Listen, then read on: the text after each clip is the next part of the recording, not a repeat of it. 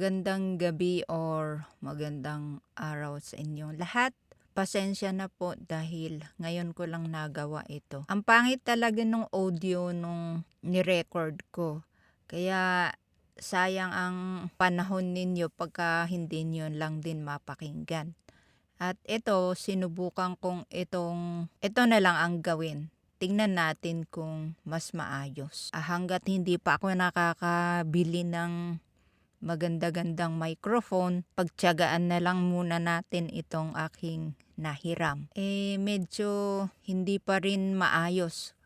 Pero sa tingin ko, mas okay naman kaysa nung sa na-record ko nung nakaraan. Sa mga hindi naka-attend last night, ito yung at aming topic sa aming online Bible study via Zoom. Hango ito sa John 2, 1 to 11. Nasa lesson 5 na tayo. So, mabilis na rin pa. Natin talakayin yung ating lesson. Gusto ko munang basahin itong ating text.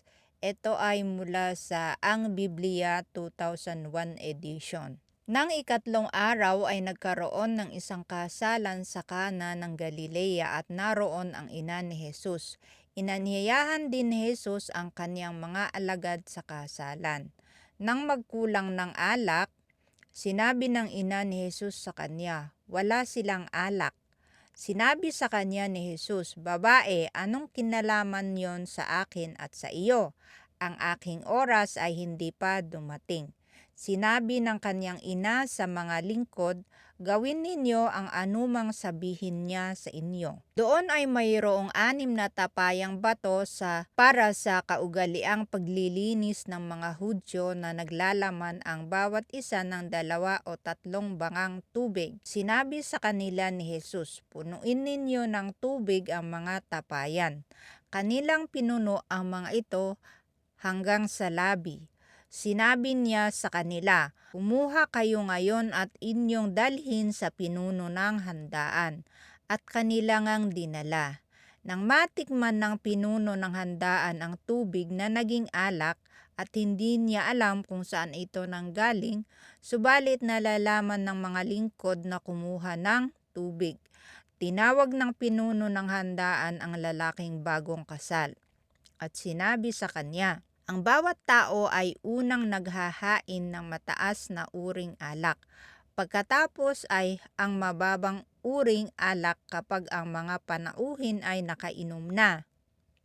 Subalit hanggang ngayon ay itinabi mo ang mabuting alak." Ginawa ito ni Jesus ang una sa kaniyang mga tanda sa Kana ng Galilea at ipinahayag ang kaniyang kaluwalhatian at sumampalataya sa kanya ang kaniyang mga alagad. So, yun yung sa Tagalog version. Punta tayo dito sa ating lesson. Nakita natin yung takbo ng kwento na kung susundan natin yung ating mga past lessons, si Jesus ay galing sa Ilog Jordan na nagpabinyag kay John the Baptist. Tapos nung sunod na araw, doon naman niya nakita sila Andrew, sila John, sila Nathaniel na taga Cana, si Pedro, si Philip, yun lang ba yun? 5 sila eh. Andrew, Philip, Nathaniel na taga Cana, John na yung sumulat nito, at saka si Peter. So, yun yung mga kasama niya. At sila ay nagpunta sa Cana on the 3rd day para maki-attend ng kasalan. So, sa scene na yon sila ay mga bisita. May mga espekulasyon na kapatid daw ni Jesus yung ikinasal, yung kapatid niyang si James. Pero hindi naman nabanggit dyan sa ating text. And another is, si Jesus daw mismo yung ikinasal. ayon sa mga Mormons. Pero wala din yun sa text dahil ang sinabi diyan, bisita si Jesus at ang kanyang mga disciples, and then kasama doon din sila Mary at kanyang mga anak. Ang pinakamalapit na espekulasyon na pwede natin sabihin ay kamag-anak nila yung ikinasal. I mean, kamag-anak nila Kristo yung ikinasal. Gawa nga nung nandoon silang mag-anak. Si Kristo, si Maria na kanyang ina, at ang kanyang mga kapatid sa verse 12. Malaki ang possibility na wala na si Joseph neto, patay na siguro. At marami rin nagsasabi na maaga ngang namatay si Joseph. Another one na masasabi natin na kamag-anak nga nila Mary itong ikinasal ay yung aligaga si Mary, na mukhang aligaga siya na ubos ang alak. Kasi kung ordinaryong bisita yon, hindi niya alam kung nasaan nakatabi yung alak. At maaari din nating sabihin na kasama siya sa mga nag-organize ng paghahanda sa kasal. And one thing more to remember is mahalaga yung kasal sa kanila. Mataas ang tingin nila sa marriage dun sa tradisyong Hudyo. Dahil alam nila na ito ay galing sa Diyos. Back in the Garden of Eden nung ikinasal ng Diyos si Adan at saka si Eva. And then, sa kanilang tradisyon, sagrado rin ito. Kaya naman, espesyal yung kanilang pagse-celebrate. Hindi siya kamukha sa atin ngayon na pupunta lang sa huwes, magpirmahan, tapos na yon. Pagka medyo maayos ang katayuan sa buhay, ayon sa tradisyon nila, inaabot daw ng 7 days yung kasalan. Napakagastos nun. Pero kung kaya naman, yun yung kanilang kultura. Pero ganun nga, mukhang hindi nila natansya yung dami ng alak nila. Siguro may mga uninvited guest na nagpunta na inaya nung mga inaya nila. Kamukha din sa atin na may mga pagkakataong okasyon na yung mga hindi natin inaya ay nagsipagpunta.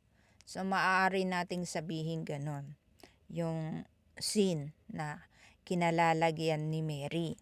At ang isa pa na kultura nila ay yung lalaki yung may sagot nung gastusin. Parang sa atin din na pag kayo ang nagpakasal, lalaki ang sagot ng halos lahat ng gastusin. Pero maaari din na sila ay 50-50. Pero yung sinasabi ko, kadalasan yung lalaki ang taya. Punta naman tayo dun sa kinahaharap nilang malaking aberya. Ito yung shortage or pagkakaubos ng ng wine. Sa kultura nila, napaka halaga yung anong tawag dito? Wine. Kasi sumisimbolo ito sa kanilang kasaganaan, sa kanilang kasiyahan, at iyon nga sa pakikipagtipan or covenant. Ito yung marital covenant, marriage covenant. Parang ito yung seal kumbaga. Kasi kung hindi ganun ka-importante, gaano lang naman yung hindi mag-alala si Mary. Hindi uminom yung mga tao ng tubig, yung ganon. Pero sa kultura nga nila napakahalaga yung, presence ng maiinom na alak. May nabasa akong commentary na sabi daw ng mga Pharisee ay pagka no wine, no joy at all. Hindi ko lang alam kung gaano yung katotoo. Pero yun nga, mahalaga yung presensya ng alak sa kanilang tradisyon. At isa pa, nakakahiya pagka naubusan sila. Kamukha din sa atin na pinag-usapan ng buong bayan pagka nangyari yung ganon. Sismising ka pa na hahanda-handa pa kayo, aaya-aya pa kayo, tapos kulang lang pala. Sa kaya nakaugalian nating mga Pilipino na maghanda ng di bale ng sobra, wag lang kulang. Para hindi tayo mapahiya sa mga bisita. Ganon din sila, ganon din dito sa sitwasyon na to. Kaya naman, sabi ni Mary nga, ubos yung kanilang alak. At alam din ni Mary kung kanino siya talaga lalapit kay Jesus. Kasi alam niya kung saan nagmula si Jesus. Siya ang nagbuntes, siya ang nagluwal sa kanya, siya ang nag-alaga. Malamang hindi siya nagka-problema no pagpapalaki kay Jesus dahil siyempre tsak masunurin yon. Kasi sa Diyos nagmula yung honor your father and mother. At siyempre pinatunayan ni Jesus na tama ang sinasabi ng Diyos. Kung maaaring kahit kailan hindi sinagot ni Jesus ng pabalang si Mary. At talaga namang maaasahan si Jesus. Kaya siya yung unang pinuntahan ni Mary, pinagsabihan. Hindi yung mga iba niyang anak. Kilala niya si Jesus na hindi siya ordinaryong tao, kundi anak din siya. Kaya lang, medyo yata nagka-problema. Hindi naman sa nagka-problema, pero parang bastos yung pagkasagot sa kanya ni Kristo. Sabi niya, "Woman, what do I have to do with you? My hour has not yet come." Naintindihan siguro din ni Mary yun na kasi hindi na siya sinaway or hindi siya sumagot ulit kundi inutusan niya yung mga servant na kasama niya na sinabi niya na sundin niyo ang kung ano man yung sasabihin niya sa inyo. Napag-isip-isip ko lang din na kaya siguro sinabi yun ni Jesus dahil may sarili siyang timetable. At hindi na siya pwedeng utus-utusan. Pero maari ring mali ako doon. Kaya lang nung tinignan ko yung ibang commentary tulad ni David Guzik at ni John MacArthur at yung iba pa, ang sabi nila ito daw ay hudyat ng pagsisimula ng ministeryo ni Jesus na sundin ang Ama. Ibig sabihin, tapos na yung kanyang obligasyon sa kanyang family. Kahaharapin naman niya yung kanyang clear purpose naman kung bakit siya nga ay naging tao para nga sa kaligtasan ng lahat ng mga naniniwala sa kanya. So, yun yung sabi nila na isa pa ay yung katunayan ng pangako nga ng Diyos na siya yung Mesaya. Hudyat din yun kay Mary na yun nga, tinatapos na ni Kristo yung kanilang relationship na bilang magnanay. Yung parang kung noon sinusunod kita, ngayon, wag mo na akong pakialaman dahil iba na yung aking priority. Yung parang ganon. Hindi ko naman sinasabing yun mismo yung sinabi ni Jesus, pero sa aking pag-intindi dito sa sagot ni Kristo, yung parang ganon na yung dito naman talaga ako sa purpose kong nagpunta dito sa lupa, ang kahaharapin ko ngayon. Kasi mula nung 12 years old yung nakita nila siya sa templo, yung hinanap nila at sa templo nila na nakita. Hanggang ngayong pagbinyag niya kay John the Baptist, 30 years old na raw siya nung panahon na yon. So, 18 years na silent ang Biblia. Hindi nasulat kung anong ginawa ni Kristo nung 18 years na yon. Siguro yun nga, na ginampanan niya yung tungkulin niya bilang eldest. Sa kanilang tradisyon kasi, meron sinasabing birthright. Ito yung, anong tawag doon? Patrimony or heritage. Na pagka matanda na yung mga magulang, dun sa anak na lalaki, yung panganay na anak na lalaki ang siyang may responsibilidad sa kanila. Kaya napakahalaga yung birthright na yun. Kasi kasama na yun yung kayamanan nila, yung kanilang mga, ano tawag dun? Yung kanilang mga heritage, yung legacy nila, lahat yun responsibilidad ng panganay na anak. Hindi ko lang alam kung ganun din sa ating mga Pilipino, pero parang hindi. Sa kanilang mga Hudyo, napakahalaga nun. Kaya matatandaan niyo yung kwento nila Esau at ni Jacob na nung na gusto anong tawag doon? Na dinisib nilinlang ni Jacob si Isaac para ibigay yung blessing niya kay Jacob na dapat kay Esau yun. Kasi nga si Esau ang panganay. Gustong angkinin ni Jacob yung birthright na yon. Kasi pati pati kayamanan nila, pati yung mga yung ganon, yung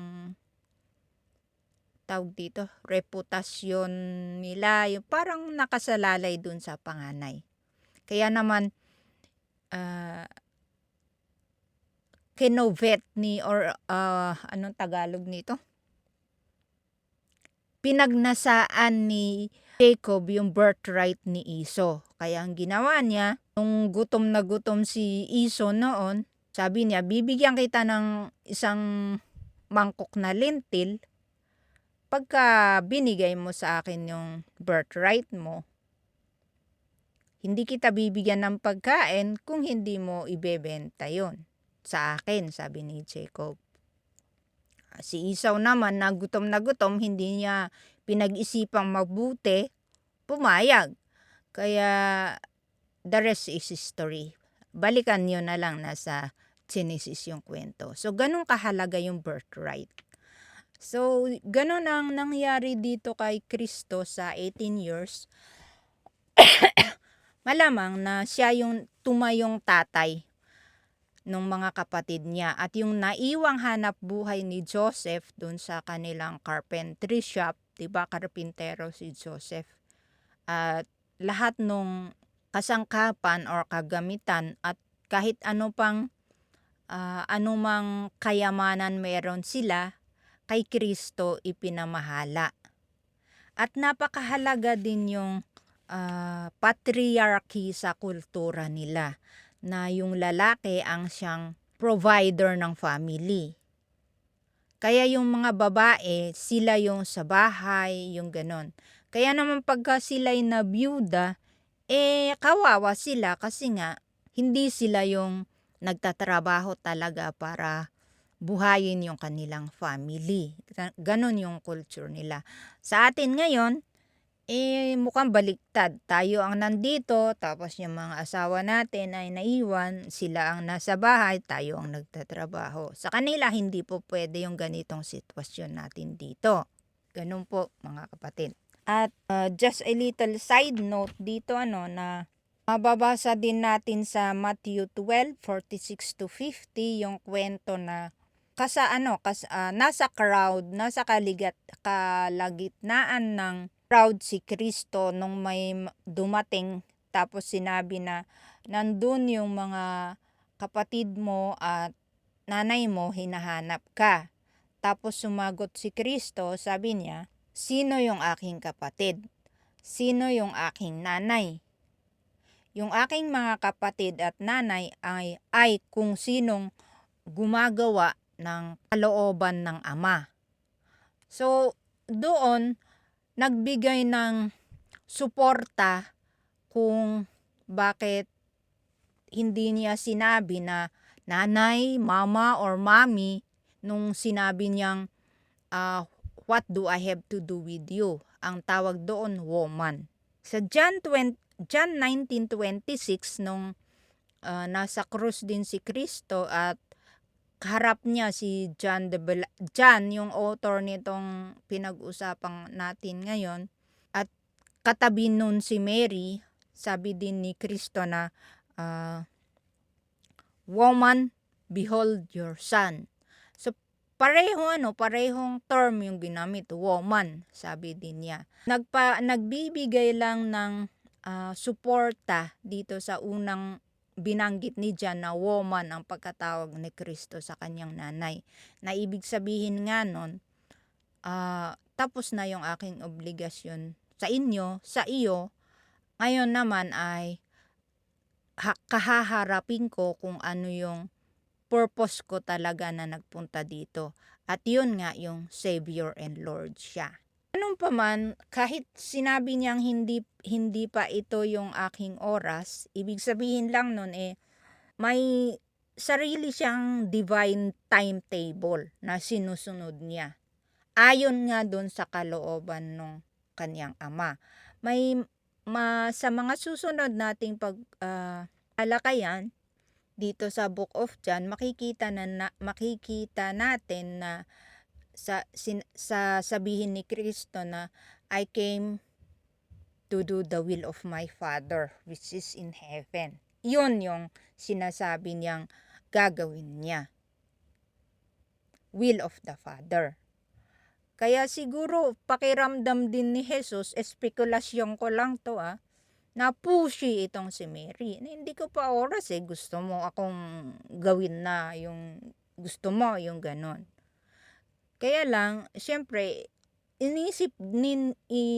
alam din ni Kristo na mahaharap nga sa kahihiyan din tong bride and groom kung hindi masolve yung kanilang krisis na kinahaharap. Kaya, nag-utos siya na punuin niyo yung mga banga ng tubig. Which is ginawa naman nila agad. Katapos nun, sinabi niya na dalhin niyo ito, sumalok kayo at dalhin nyo doon sa dwetter kumbaga, na tinikman naman niya. So, makikita natin doon sa takbo ng kwento na walang ginawa Kristo kundi magsalita. So, dito din makikita natin na siya nga ay anak ng Diyos. Siya ay Diyos. Siya ay creator. Na may nabasa ako na comment lang na ganito. Nung makita daw ng tubig yung kanyang creator, nag-blush daw siya, namula. Kaya naging wine siya. Hindi ko lang alam kung joke lang yun na ibig lang sabihin, isang salita lang ni Kristo, makikita na ang result. So, doon sa paggawa niya ng wine mula doon sa tubig, naging savior siya. So, hindi man ganun yung savior na sinasabi kaligtasan natin mula sa kamatayan, na-save naman yung mag-asawa tsaka yung angkan niya dun sa kahihiyan na pwedeng mangyari kung hindi nga na-solve yung kanilang krisis. So, yun yung point natin dito na syempre Diyos si Kristo kaya niya isang salita lang kahit hindi niya hinawakan, wala siya nilagay sa tubig na panimpla or hindi siya naglagay ng wine din na nihalo sa tubig kundi salita lang niya, maaring hindi pa siya lumapit doon. Kasi sabi niya, punuin ninyo. Tapos nung napuno na, sabi niya, dalhin ninyo. So parang nagutos lang siya. Pero yun nga. At yung tanong ni Ate Maricel kagabi, sabi niya, yung kayang mga nakakita nung nangyari na niwala sila. Sagot ko naman, hindi ko alam kasi wala tayo doon eh. Hindi natin nakita.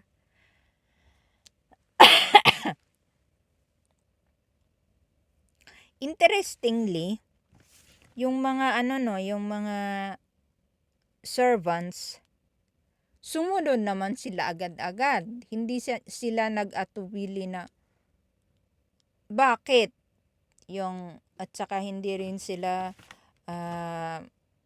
nagdalawang isip na gawin yung sinabi ni Kristo. Sumunod lang sila. Iniisip ko,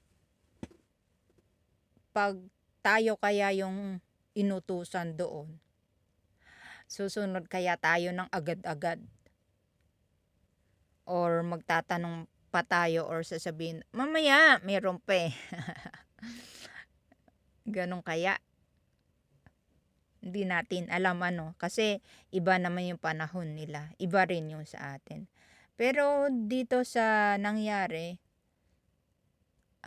naipapakita ni Kristo na siya nga ay creator. Siya ay savior. Siya ay Lord. Kasi pati tubig sinusunod kung ano yung gusto niyang mangyari sa tubig na yon. Siguro sabi ni Kristo sa isip-isip niya, tubig maging wine ka. Kaya nangyaring ganon. Pero hindi naman sinabi yung sinabi ko, no.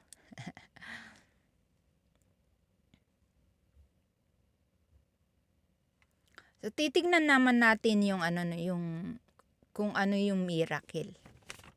Ito nga yung miracle is Jesus turned the water into the finest wine. Yun yung miracle. Ngayon naman, tunghayan natin kung ano yung ibig sabihin ng miracle. Ayon doon sa Cambridge Dictionary, ang sabi doon is an unusual and mysterious event that is thought to have been caused by a god because it does not follow the usual laws of nature. So, hindi naman talaga pwedeng maging alak ang tubig kasi ang alak ay galing sa ubas. So, hindi normal yung ganon. Ito yung sinasabing unusual and mysterious event. Kahit kailan, hindi mangyaring maging alak ang tubig unless na may ilalagay kang halo doon. Kamukha nung ginagawa nila ngayon na may part na tubig, may part na ganito, na pinaghalo-halo kaya naging alak. Kaya naging whiskey, kaya naging gin yung ganon. Pero dito sa nangyari, from water into wine. At hindi lang basta siya wine. Kasi ayon dun sa tumikim, napakasarap na wine. Yung description kasi doon, yung sinuserve daw na una, yung tawag dito, masarap na wine. Pagka nalasing yung mga uminom, pwede na yung hindi masyadong masarap kasi hindi nila malalasahan kung masarap o hindi kasi lasing nga sila. Which is totoo din naman kasi yung mga lasing sa atin, kahit nga tubig ang itagay nila, ilagay mo sa baso, iinumin pa rin nila at hindi sila magrereklamo kasi nga lasing na sila. So yun yung miracle. Pero dito sa nabasa natin, highlighting the power and supremacy of Jesus over His creation. And of course, yung kanyang gawain ay superior quality.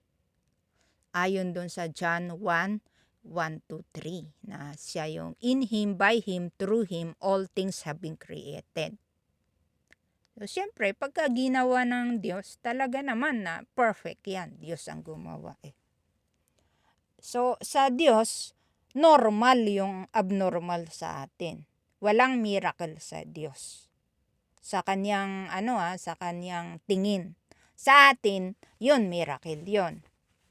Sa kanya, hindi. Kasi pagka ginusto niyang ganon, nangyayari. So, normal sa kanya yung ganon. Sa atin, abnormal.